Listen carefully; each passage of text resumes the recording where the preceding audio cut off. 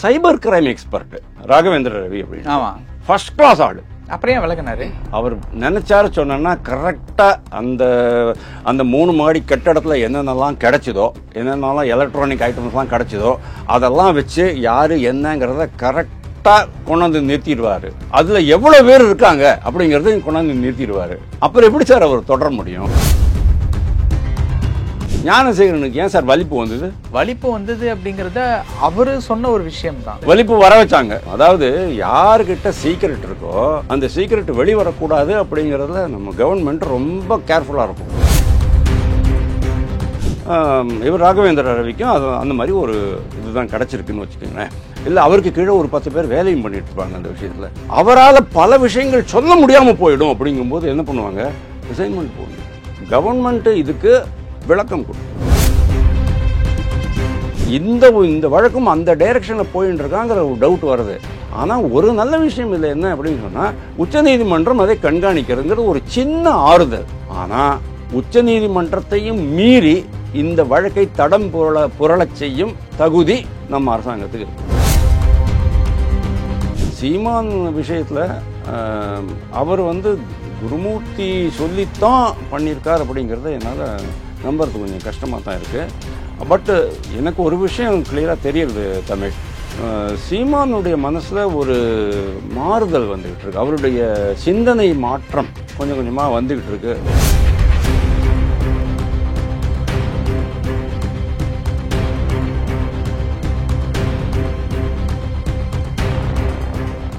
Real one நேயர்களுக்கு வணக்கம். இன்று நம்மளுடைய நேர்காணலுக்கு அரசியல் விமர்சகர் திரு வாசுதேவன் அவர்கள் இணைஞ்சிருக்காங்க. சார் வணக்கம். வணக்கம் தமிழ். எப்படி இருக்கீங்க? நல்லா இருக்கேன்ப்பா. அண்ணா யூனிவர்சிட்டியினுடைய சிறப்பு புலனாய்வுத்துறை அதிகாரி அவராகவே விலகி இருக்காரு. இப்போ அந்த கேஸ் என்ன நிலைமையில இருக்கு? சிறப்பு புலனாய்வுத்துறை அதிகாரி கிடையாது. சிறப்பு புலனாய்வு அமைப்பு இருக்குல்ல, SIT, அதில் 3 லேடிஸு. அவங்களுக்கு கீழே, ஏன்னா அவங்களே எல்லா வேலையும் பண்ணிட்டு இருக்க முடியாது, அவங்களுக்கு கீழே ஒரு பெரிய டீமே வேலை பண்ணுது. எக்மோரில் அவங்களுடைய ஆஃபீஸில் வேலை பண்ணுது. அதில் ஒரு cyber crime expert Raghavendra Ravi அப்படின்னு. ஆமாம், ஃபர்ஸ்ட் கிளாஸ் ஆள். அப்புறம் விளக்குனாரு. கேட்குற கேள்விக்கு பதில் எக்கச்சக்கமாக இருக்கு. சொல்லுங்க. ஃபர்ஸ்ட் கிளாஸ் ஆள், ரொம்ப திறமையான ஆள். அவர் நினைச்சாரு சொன்னா கரெக்டாக அந்த 3 மாடி கட்டடத்தில் என்னென்னலாம் கிடைச்சதோ, என்னென்னலாம் எலக்ட்ரானிக் ஐட்டம்ஸ்லாம் கிடைச்சதோ அதெல்லாம் வச்சு யார் என்னங்கிறத கரெக்டாக கொண்டாந்து நிறுத்திடுவார். அதில் எவ்வளோ பேர் இருக்காங்க அப்படிங்கிறத கொண்டாந்து நிறுத்திடுவார். அப்புறம் எப்படி சார் அவர் தொடர முடியும்? உங்கள்கிட்ட ஒரு கிராஸ் கொஸ்டின் கேட்குறாங்க. ஞானசேகரனுக்கு ஏன் சார் வலிப்பு வந்தது? வலிப்பு வந்தது அப்படிங்கிறத அவரு சொன்ன ஒரு விஷயம் தான். வலிப்பு வர வச்சாங்க. அது மாதிரி தான் நம்ம நினச்சிக்கணும். அதாவது யாருக்கிட்ட சீக்கிரட் இருக்கோ அந்த சீக்கிரட் வெளிவரக்கூடாது அப்படிங்கிறதுல நம்ம கவர்மெண்ட் ரொம்ப கேர்ஃபுல்லாக இருக்கும். ஞானசேகரன் விஷயத்தில் உண்மையிலேயே அந்த சார் யாருங்கிறது கண்டுபிடிக்கவே முடியாது. நான் எழுதித்தரேன். இவர் சொல்கிறாரு, அண்ணாமலை சொல்கிறாரு, என்கிட்ட இருக்குது, மேட்டர் என்கிட்ட இருக்குது, நான் ரிலீஸ் பண்ணுறேன் அப்படின்னு பயமுறுத்திட்டு இருக்கிறாரு. ஆனால் கவர்மெண்ட் தரப்புலேருந்து அது வெளியவே வராது. பாருங்கள் நீங்கள். அதே மாதிரி யாருக்கெல்லாம், அதுக்கு தான் அருண் முதலே சொல்லிட்டாரு, ஒருத்தர் தான் அதை மாட்டிருக்கிறாரு அப்படின்ட்டு, வேறு யாரும் இல்லை, நீங்கள் அவங்க பின்னால் தான் யாரும் போக வேண்டாம் அப்படின்னு அர்த்தம் அதுக்கு. அதாவது இன்டைரக்ட் ஆர்டர், அதாவது ஒரு இட் இஸ் இம்ப்ளிசிட், அதாவது அதுக்குள்ளேயே அடங்கியிருக்கு. நீங்கள் தான் அதெல்லாம் அனாவசியமாக போய்ட்டு தேவையில்லாமல் இந்த புலனாய்வு பண்ணிக்கிட்டு இருக்காதீங்க அப்படின்ட்டு அர்த்தம். ஆனால் இது கோர்ட்டு டைரக்டடு புலனாய்வு அப்படிங்கிறதுனால அந்த அளவுக்கு லோக்கல் போலீஸ் இன்ஃப்ளூயன்ஸ் பண்ண முடியாது. ஆனால் லோக்கல் போலீஸ் தான் அந்த வேலையும் பண்ணி ஆகணும். ஏன்னா இந்த 3 பேரும் அந்த உட்காந்துருப்பாங்க, டெய்லி பேசிஸில் என்ன டேட்டா வருதோ அதை அனலைஸ் பண்ணிகிட்டு இருப்பாங்க.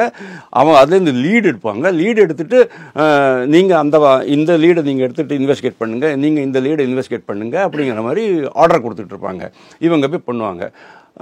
இவர் ராகவேந்திர ரவிக்கும் அது அந்த மாதிரி ஒரு இதுதான் கிடச்சிருக்குன்னு வச்சுக்கோங்களேன். இல்லை அவருக்கு கீழே ஒரு 10 பேர் வேலையும் பண்ணிட்டு இருப்பாங்க அந்த விஷயத்தில்.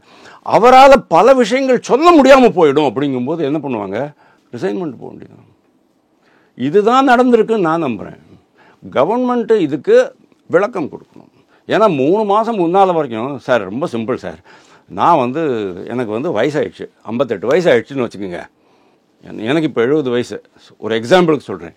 58 வயசாச்சு, டயர்டாக போச்சு, நான் ராஜினாமா பண்ணி கொடுக்குறேன், VRS கொடுக்குறேன்.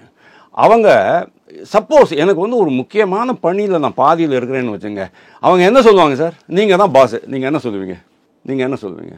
வாசுதேவன் ப்ளீஸ் இந்த வேலையை மட்டும் பண்ணி கொடுத்துட்டு போயிடியா அப்படின்னு நீங்கள் சொல்லுவீங்களா மாட்டீங்களா? ஏன்னா என்னுடைய பணி அவ்வளோ முக்கியமான பணின்னு உங்களுக்கு தெரியும். இந்த பணியை நான் தான் இதை என்னை விட சிறப்பாக இன்னொருத்தர் பண்ண முடியாதுங்கிறது உங்களுக்கு தெரியும்.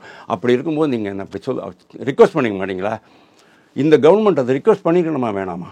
அவசரமாக அதை இப்போது அப்ரூவல் கொடுத்து கிளம்பு அப்படின்னு சொல்கிறது என்ன அவசியம் இருக்குது? அங்கே தான் சார் நம்மளுக்கு டவுட் வருது. இதெல்லாம் சாதாரணமாகவே ஒரு பொது மனிதருக்கு வர வேண்டிய சந்தேகங்கள் தான். இது வரக்கூடாதுங்கிறது அரசு சொல்லக்கூடாது. அரசு இதற்கு இந்த மாதிரி சந்தேகங்கள் வரா மாதிரி நடந்துக்கக்கூடாது, நடக்கக்கூடாது அப்படிங்கிறது தான் எங்களை மாதிரி இருக்கிறவங்களாம் சொல்கிறோம். ஸோ இந்த இந்த இன்வெஸ்டிகேஷன் வந்து சரியான பாதையில் போய்கிட்டு இருக்கா இல்லைங்கிறது நம்மளுக்கு எப்படி தெரியும் சொல்லுங்கள்? சிபிஐ சரியான பாதையில் போய்கிட்டு இருக்கா கள்ளக்குறிச்சி ஸ்ரீமதி விஷயத்தில்? கடைசி வரைக்கும் அவங்க சைடில் என்னென்ன விதமான ஆதாரங்கள் இருக்கோ அது எல்லாத்தையுமே இல்லை அது கரெக்டாக சரியான பாதையில் போயிட்டு இருக்கா இல்லையாங்கிறது உங்களுக்கு எப்படி தெரியும்? எதுலேருந்து உங்களுக்கு தெரிய வரும்? அவங்களுடைய அறிக்கையில் என்ன தெரிய வரும்? சிபிஐ திடீர்னு பாருங்கள், சுஷாந்த் சிங் ராஜ்புட் அப்படின்ட்டு ஒரு ஹிந்தி திரைப்பட நடிகர், ரொம்ப யங் ஃபெல்லோ, ரொம்ப சின்ன வயசுலேயே அவர் வந்து மரணம் அடைந்தார். ஆனால் அது தற்கொலை மரணம் அடைந்தார்னு தான் நான் சொன்னேன். அது தற்கொலையாக கூட இருக்கலாம், இல்லது வேறு ஏதாவது கூட இருக்கலாம். ஆனால் தற்கொலைன்னு சித்தரிக்கப்பட்டது. அதுக்கப்புறமா வந்து ரிப்பப்ளிக் டிவியில் அர்ணாப் கோஸ்வாமி வந்து இது தற்கொலை கிடையாது அப்படின்ட்டு பல்வேறு லீட்ஸ் எல்லாம் அவருக்கு, லீடுகள்னால் அதாவது முன்னெடுப்புகள், அதாவது சில தடயங்கள்லாம் அவர் கொடுத்தார். அதுக்கு மேலே அவங்க வேலை பண்ணிவிட்டு அதெல்லாம் எடுத்துக்கிட்டு அவங்க வேலை பண்ணிவிட்டு உண்மையை கண்டுபிடிச்சிருக்கணும். உண்மையான குற்றவாளி அது உண்மையிலேயே கொலையா அல்லது தற்கொலையாங்கிறத அவங்க கொடுத்துருக்கணும். இன்றைக்கி வரைக்கும் அது எங்கே போச்சுன்னு தெரியல. இப்போ ஒரு வாரம் முன்னால் கூட அந்த டிவியில் அவர் பேசும்போது சுஷாந்த் சிங் ராஜ்புட்டுக்காக நான் இன்னும் வெயிட் பண்ணிகிட்ருக்கேன், அவங்களுடைய ரிப்போர்ட்டுக்காக வெயிட் பண்ணிகிட்ருக்கேன் அப்படின்னு சொன்னார். தீர்ப்பு வரல அதுக்கு. அதே மாதிரி இது கரெக்டாக போகிறதா இல்லையான்னு பார்க்குறதுக்கு நம்ம என்ன, அவங்களுடைய அந்த அறிக்கைகள் இருக்கும். அதாவது ஞானசேகரன் அரெஸ்ட் பண்ணின உடனே என்னாச்சு, ஃபஸ்ட்டு அரெஸ்ட் பண்ணல, அவங்கள விட்டுட்டாங்க. அதுக்கப்புறமா அவருடைய பிரதர் அவங்க வீட்டில் போயிட்டு அவருடைய ஷர்ட்டு, க்ரீன் ஷர்ட்டை அதை எடுத்துகிட்டு வந்து காமிச்சதுக்கப்புறம் தான், ஓ இவன் தானா அவன் கூப்பிட்றான் திருப்பியும் பண்ணிட்டு, இதுக்கு மேலே நம்ம டிலே பண்ணால் லேட்டாகிடும், ரொம்ப பிரச்சனை ஆகிடும், அண்ணாமலை தான் அறிக்கை விட்டுருவாங்கிற பயத்தில் அவசரமாக அவரை உள்ளே போட்டாங்க. அப்புறமா மேட்டர் ரிலீஸ் ஆச்சு, எஃப்ஐஆர் போட்டாங்க. நவ் அதுக்கப்புறமா அவங்க வீட்டில் ரெய்ட் நடந்தது. 3 மகால் அப்படின்னாரு. அப்புறம் கீழே வந்து மனைவி, நடுவில் இணைவி, அப்புறம் மேலே துணைவி, இதெல்லாம் இருந்தது. அப்புறம் நிறைய இதை கேசட்ஸ் எல்லாம் எடுத்தோம், போனோம், வந்தோம். அப்புறம் அந்த நிலம் வந்து ஏதோ ஒரு கோவிலுக்கு சொந்தமான நிலம், அந்த இதை இடிச்சிருவோம் அப்படிங்கிற மாதிரிலாம் பேசிகிட்டு இருந்தோம். இதெல்லாம் நம்மளுக்கு எப்படி தெரியும்? அவங்க சொல்லி தானே நம்மளுக்கு தெரியும். அதுக்கப்புறம் தான் ஜனவரி 5ஆம் தேதி நினைக்கிறேன், நம்ம உயர்நீதிமன்றம் உயர்நீதிமன்றம் இல்லை, டிஜிபி என்ன சொன்னார் தெரியுமா? உண்மையை சொல்ல போனால் நம்ம அதெல்லாம் இங்கே பேசின்னு இருக்கக்கூடாது. அவங்களுடைய எச்சரிக்கைப்படி அவர் என்ன சொன்னார், இந்த வழக்கு ரொம்ப சென்சிட்டிவாக இருக்குங்கிறதுனால நீங்கள் ஞானசேகரன் யாரோட ஃபோன் பண்ணினார், அது வந்து ஃபோன் ஏரோப்ளைன் மோடில் இருந்துச்சா, அதே மாதிரி ஞானசேகரன் வீட்டில் என்னென்னலாம் பிடிபட்டன வீடியோக்கள், ஆடியோக்கள், அது இதெல்லாம் புகைப்படங்கள் என்னென்னமோ இருந்தது. அதெல்லாம் அதுக்கப்புறமா வந்து ஒரு திருப்பூரை சேர்ந்த ஒரு நபர் இருக்கிறத மாதிரி சொன்னாங்க. இந்த மாதிரி விஷயங்கள்லாம் தவறு. இந்த மாதிரி விஷயங்கள்லாம் நாங்கள் வந்து ஸ்பெஷல் இன்வெஸ்டிகேஷன் டீம் வெளியிடாத சமாச்சாரங்கள், அதனால் நீங்கள் இதை பற்றி நீங்கள் பேச வேண்டாம் அப்படின்னு அவங்க சொன்னாங்க. அதனால் அதை பற்றி பேசுகிறத கம்ப்ளீட்டாக ஸ்டாப் பண்ணிட்டோம். மீடியா நாங்கள் எல்லாமே ஸ்டாப் பண்ணிட்டோம். இந்த மாதிரி ஏதாவது லீடு கிடச்சிதுன்னு சொன்னால் தான் நம்மளுக்கு தெரியும் கரெக்டு ஆங்கிளில் போகிறாங்க அப்படின்னுட்டு. அப்படி இல்லைன்னா என்ன தெரியுமா, தமிழ் அனிதா தற்கொலை மாதிரி கள்ளச்சாராயம் விற்று அந்த கண்ணுக்குட்டி என்பவரை இயக்கியவர் யாருங்கிறது இன்றைக்கி வரைக்கும் கண்டுபிடிக்க முடியல. இதில் அந்த ஸ்கூலில், கள்ளக்குறிச்சி ஸ்கூலில் அந்த மாதிரி மேலேருந்து கீழே குதிச்சு தற்கொலை பண்ணிட்ட ஸ்ரீமதிங்கிற பொண்ணு உண்மையிலேயே தற்கொலையா, தள்ளி விடப்பட்டாரா, அது ஒன்றும் தெரியாது. அந்த மாதிரி வழக்கு, இது மாதிரி ஏகப்பட்ட வழக்குகள் தமிழ்நாட்டில் இருக்குது, ஆல் இண்டியாவில் இருக்குது. அதனுடைய ஆதி அந்தம் யாருக்குமே ஒன்றுமே தெரியாமல் அப்படியே போயிடும். அதனால தான் இந்த வழக்கும் அந்த டைரக்ஷனில் போயின்னு இருக்காங்கிற ஒரு டவுட் வருது. ஆனால் ஒரு நல்ல விஷயம் இல்லை, என்ன அப்படின்னு சொன்னால், உச்சநீதிமன்றம் அதை கண்காணிக்கிறதுங்கிறது ஒரு சின்ன ஆறுதல். ஆனால் உச்சநீதிமன்றத்தையும் மீறி இந்த வழக்கை தடம் புரளச் செய்யும் தகுதி நம்ம அரசாங்கத்துக்கு இருக்குது. சார், சமீப காலமா சீமான் அவர்கள் வந்து பெரியார் அவர்களை குறித்து பலவிதமான விமர்சனங்கள் வந்து வச்சுட்டு வராரு. இதுல இவர் வைக்கிறதுக்கு உண்டான காரணம் என்ன அப்படின்னு பார்க்கும்போது, துக்ளக் பத்திரிகையை சேர்ந்த குருமூர்த்தி அவர்களை வந்து ரெகுலரா அவர் வந்து பார்த்துட்டு வர்றதாகவும், அவர் சொல்லி தான் சீமான் வந்து ரெகுலரா இந்த மாதிரியான விமர்சனங்கள் வைக்கிறதா நாம் தமிழர் கட்சியிலிருந்து விலகிய ஜெகதீச பாண்டியன் வந்து சொல்லியிருக்காரு. இந்த விஷயத்தை எப்படி பார்க்கறது? நாம் தமிழர் கட்சிக்காரங்க இப்போ தான் ஈவே ராமசாமி நாயக்கரை பற்றி ஆரம்பிச்சிருக்கிறாங்க. இதுக்கு முன்னால் இருக்குல்ல, இதுக்கு முன்னால் அவங்க வந்து பெரியார் தான் பேசிக்கிட்டு இருந்தாங்க. முப்பாட்டன், தாத்தா, எள்ளுப்பாட்டன், கொள்ளுப்பாட்டன்லாம் சொல்லிட்டு இருந்தாங்க. ஆனால் துக்ளக் பத்திரிகையை பொறுத்த வரைக்கும் சோ ராமசாமி உயிரோடு இருக்கும்போதே கூட ஈவே ராமசாமி நாயக்கரை பற்றி என்னென்ன உண்மைகள் இருந்ததுங்கிறதெல்லாம் அடிக்கடி எல்லா மீட்டிங்லையும் சொல்லிக்கிட்டு இருப்பார், பத்திரிகையில் எழுதிக்கிட்டு இருந்தார். அதுக்கப்புறமா அவர் வெங்கடேசன் அப்படிங்கிற ஒருத்தர் சீரியல் போட்டுக்கிட்டு இருந்தார். மாதம் வாரம் அந்த ஒரு ஒரு பக்கம் ராமசாமி நாயக்கர் சொன்னது அப்படிங்கிறது தொடர்ச்சியாக ஒரு 12 வாரம் வந்த மாதிரி எனக்கு ஞாபகம் படிச்சிருக்கேன். அதனால் துக்ளக்கை பொறுத்த வரைக்கும் அது கன்சிஸ்டண்ட்டாக பண்ணிருக்காங்க. இப்போ தான் சீமான் அதை கையில் எடுத்துருக்கிறாரு. ஆனால் சீமான் இதை கையில் எடுத்த காரணம் இவங்க அப்படிங்கிறது எனக்கு ரொம்ப கொஞ்சம் டவுட்டாக தான் இருக்குது. ஏன்னா துக்ளக் பத்திரிகை ஆகட்டும், துக்ளக் பத்திரிகையினுடைய இன்றைய ஆசிரியராகட்டும், ஒரு காலத்தில் ஓகே, அவர் அரசியலெல்லாம் ஒரு செல்வாக்கு மிக்கவராக தான் இருந்தார். இப்போவும் அவருக்கு வந்து பாரதிய ஜனதா கட்சியில் நல்ல ஒரு ஹோல்டு இருக்குது அப்படின்னாலும் கூட தமிழ்நாட்டு இதை பொறுத்த வரைக்கும், பாஜகவை பொறுத்த வரைக்கும் அவருக்கு அந்த அளவுக்கு ஒரு வீச்சு இருக்குது அப்படிங்கிறத நான் நம்பலை. இந்த விஷயத்தில் அவர் கொஞ்சம் தனித்து தான் இருக்கார். கண்டிப்பாக குருமூர்த்தி கொஞ்சம் தனியாக தான் இருக்கிறார் இந்த விஷயத்தில். அவருடைய மைண்டில் என்ன ஓடின்னு இருக்குங்கிறது யாருமே கணிக்க முடியல. ஏன்னா அந்த பத்திரிகையில் வரதெல்லாமே வந்து ஆசிரியருடைய மனதில் வருவது அப்படிங்கிறது நம்ம சொல்ல முடியாது. அதில் வந்து பல்வேறு கருத்துக்கள் பகிரப்படுகின்றன பத்திரிகை மூலமாக. ஆனால் இந்த விஷயத்தில், சீமான் விஷயத்தில் அவர் வந்து குருமூர்த்தி சொல்லித்தான் பண்ணியிருக்கார் அப்படிங்கிறத என்னால் நம்புறது கொஞ்சம் கஷ்டமாக தான் இருக்குது. சீமான் இப்போ ரீசெண்ட்லி ரஜினிகாந்தை சந்திச்சுட்டு வந்தார். ரவீந்திரன் துரைசாமி சார் தான் அவரை கூட்டிகிட்டு போயிட்டு அவர் கூட இருந்து, அப்புறம் அவங்க தனியாக கொஞ்ச நேரம் பேசிக்கிட்டாங்கன்னு சொன்னார். அதுக்கு வந்து நிறையா எக்ஸ்ப்ளனேஷன்ஸும் அவங்க கொடுத்துட்டு இருந்தாங்க. பட்டு எனக்கு ஒரு விஷயம் கிளியராக தெரியுது தமிழ், சீமானுடைய மனசில் ஒரு மாறுதல் வந்துக்கிட்டு இருக்கு. அவருடைய சிந்தனை மாற்றம் கொஞ்சம் கொஞ்சமாக வந்துக்கிட்டு இருக்கு. இது ஒரு நல்ல விஷயமா நான் பார்க்குறேன்.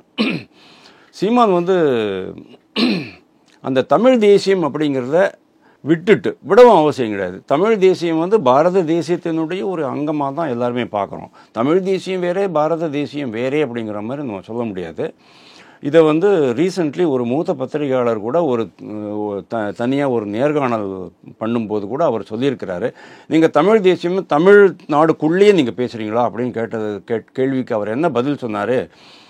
இல்லை அப்படி இல்லை அப்படின்னாரு. அப்போது இவர் கேட்டார், அப்போது நீங்கள் இந்த இந்தியாவுக்குள்ளே இருக்கிற தமிழ்நாடுங்கிற மாதிரி தான் நீங்கள் ஆமாம், இந்திய வரைபடத்திற்குள் இருக்கும் தமிழ்நாடுங்கிற மாதிரி தான் நான் எடுத்துகிட்டு வரேன் அப்படின்னு சொன்னார். இதை நான் ரொம்ப பாராட்டுறேன். ஏன்னா அவருடைய சிந்தனையில் இந்த மாற்றம் வந்து ரொம்ப வரவேற்கத்தக்கது. ஏன்னா அவருக்கும் நல்லாவே தெரியும், பாரதம் இல்லைன்னா தமிழ்நாடு கிடையாது. தமிழ்நாடு வந்து பாரதத்தினுடைய பிரிக்கப்பட முடியாத ஒரு அங்கமாகத்தான் இருக்கிறது.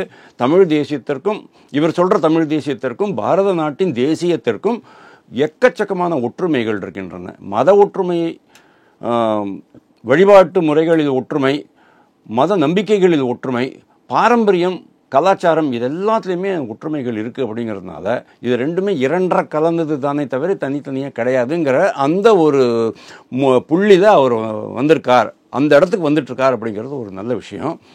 போக போக இவருடைய இந்த தீவிர பெரியார் எதிர்ப்பை கைவிடாமல் இருந்தார் அப்படின்னு சொன்னால் ஆட்டோமேட்டிக்கலி இவருக்கு வந்து இன்னும் வாக்குகள் அதிகமாகும், இவருக்கு செல்வாக்கும் அதிகமாகும். இந்த அக்செப்டபிலிட்டி அப்படின்னு ஒன்று இருக்குது இல்லையா, இப்போ வரைக்கும் சீமான் வந்து யாருக்கும் வேண்டத்தகாதவராகத்தான் இருந்தார், வேண்டப்படாதவராக இருந்தார். ஆனால் இதை கையில் எடுக்க என்னாகும், நீங்கள் தேசியமும் பேசுங்க, தமிழ் தேசியமும் பேசுங்க, நாட்டை பற்றியும் பேசுங்க, நீட்டை குறை சொல்லாதீங்க, ராக்கெட் விடுறத குறை சொல்லாதீங்க, பரந்தூரில் விமான நிலையம் வரக்கூடாதுன்னு சொல்லாதீங்க. பரந்தூரில் விமான நிலையம் வராமல் இங்கே காஷ்மீரில் கொண்டு போய்ட்டு சென்னை விமான நிலையத்தை வைக்க முடியும். வளர்ச்சி திட்டங்கள் வரத்தான் செய்யணும், வேறு வழி கிடையாது. நீங்கள் வந்து கிராமம் பற்றி பேசுகிறீங்க, அந்த மகாத்மா காந்தி சொன்ன அந்த கிராம பொருளாதாரம் பற்றி சொல்கிறீங்க, இதெல்லாம் ரொம்ப நல்ல விஷயம். கள்ளு கடைகள் பற்றி பேசுகிறீங்க, நான் முழு ஆதரவு கொடுக்குறேன், எல்லாருமே ஆதரவு கொடுக்குறோம்.